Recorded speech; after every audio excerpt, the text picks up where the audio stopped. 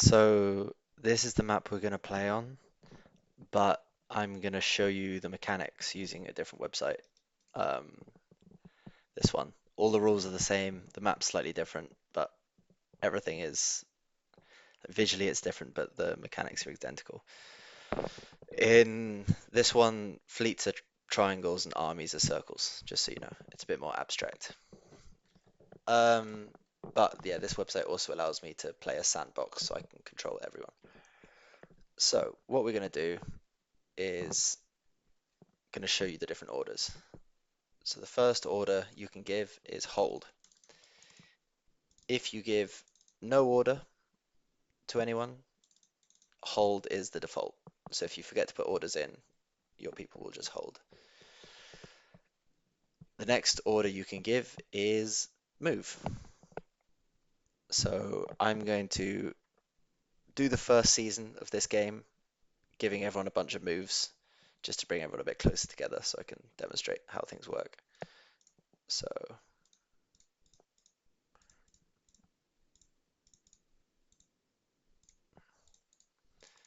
sort of potentially reasonable starting moves for everyone.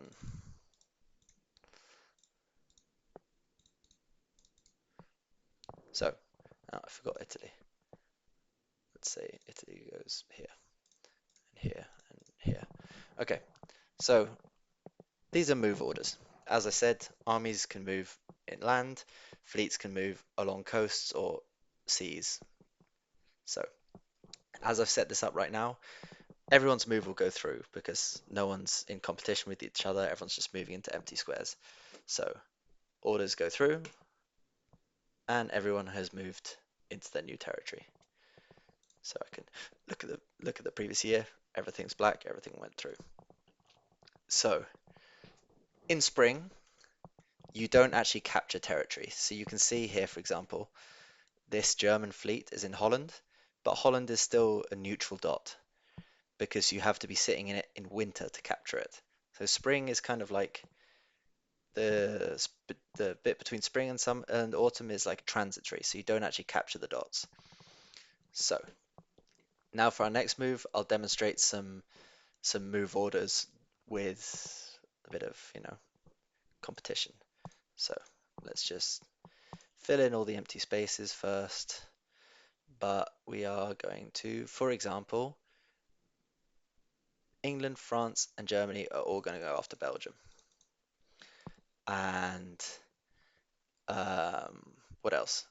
Russia's going to try and take Berlin, but Germany's also going to go into Berlin. And we'll do some more moves. And for a demonstration, Turkey is going to try and attack Sevastopol. Okay, so all orders get submitted. And here we have what happens. So when multiple different forces, actually I should have added one more thing. Go back. Let's also have a, come on. Okay, let's also have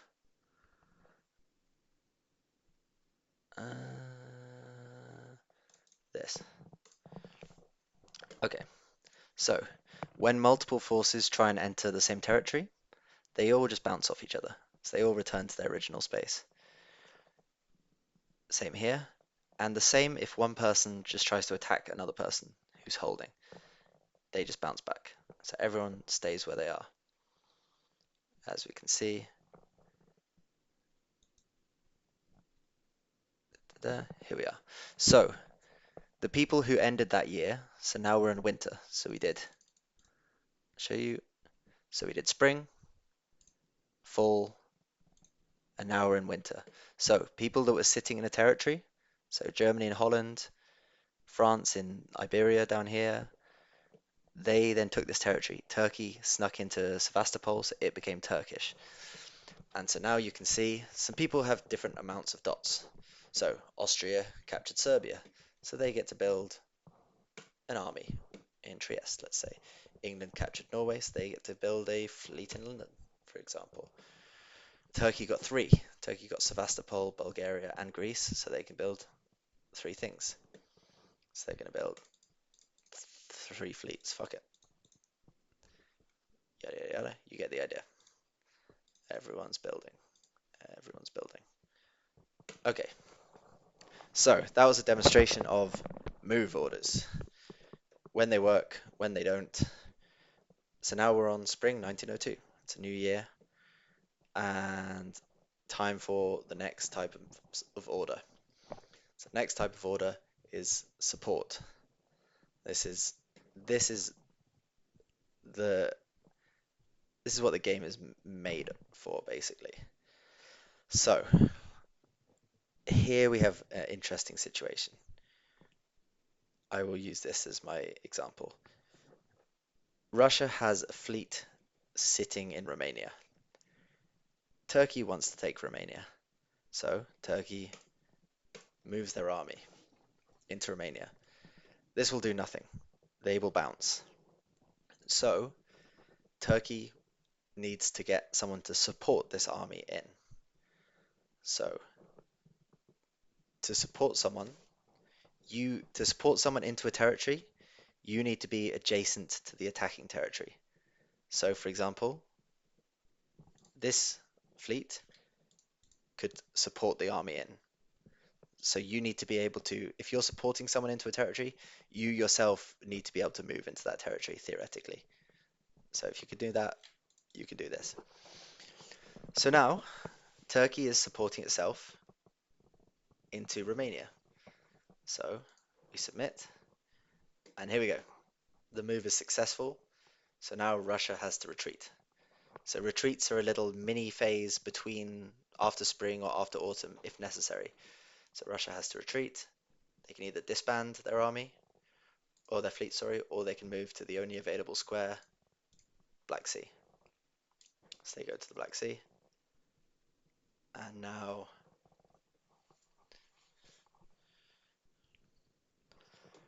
Turkey is sitting in their territory. They successfully got in. Notice it's still not winter yet, so they haven't captured the territory. But if they're sitting in there by the time winter comes around, then they will have captured the territory. So let me roll back. So we've just shown a support attack, and now I'll show you support hold. So Russia thinks, I think Turkey might try and take Romania. So I'm going to use this army to support the fleet. Again, you can only support if you could move there yourself. So Ukraine supports Romania. And now this has a defending force of 2 and this has an attacking force of 2. So they bounce. Same as if they'd just been one-on-one. You always need to attack with more force than they defend. So, okay.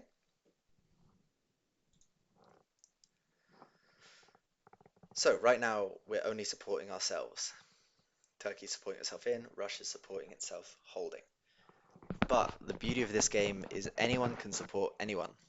So Turkey can message Austria and say, hey Austria, if I help you later in the game, if I maybe give you Greece, can you help me take Romania?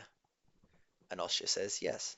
So Austria can also support, because again, Serbia is adjacent to Romania. So Austria is able to support in. So now, once again, Russia has to retreat. So retreats to the Black Sea again. It's normally better to retreat than disband.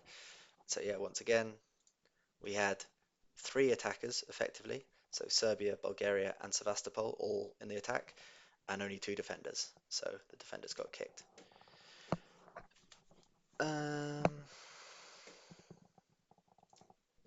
So that is how you attack, basically. But okay, let's pretend that Turkey didn't ask for Austria's help. So again, we're in the situation where Ukraine is defending Romania from this attack. So this is all a bounce because it's 2 defenders versus 2 attackers. There is another way that Ukraine could defend Romania. So instead of supporting Romania, they could attack Sevastopol. So if I show you what happens here, by attacking someone that's supporting someone else, they what's called break that support. So Ukraine bounces off Sevastopol, so they don't move. Sevastopol's no longer supporting Bulgaria, so Bulgaria bounces off Romania. It's like this just breaks all the connections.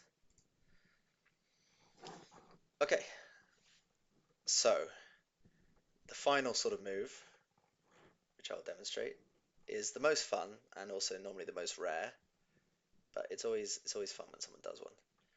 So if we in spring move, keep him there, France moves out into the mid-Atlantic, Tunisia moves there.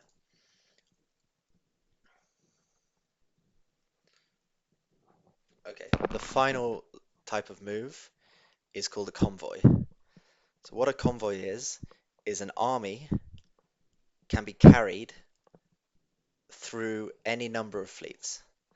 So for example, this would be crazy because England would be helping France attack them. But France could say, hey, England, can you take this army to Wales?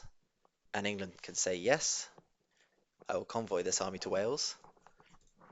And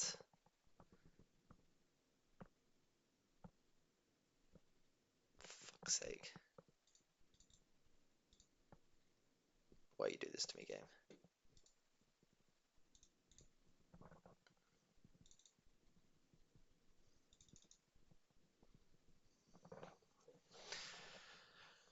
Yeah.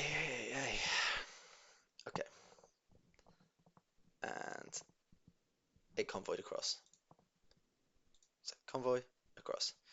Alternatively, though, France could say to England and Italy, hey guys, can you bring this army to North Africa? And England could say, yeah, sure. And France does it, and Italy says, yeah, sure. So long as everyone's orders agree, as long as all these fleets say we're convoying Picardy to North Africa, then it'll work. There we go. The army moved across. So obviously, while a fleet is convoying or while someone's supporting, they can't do anything else. So there is an opportunity cost to all these things.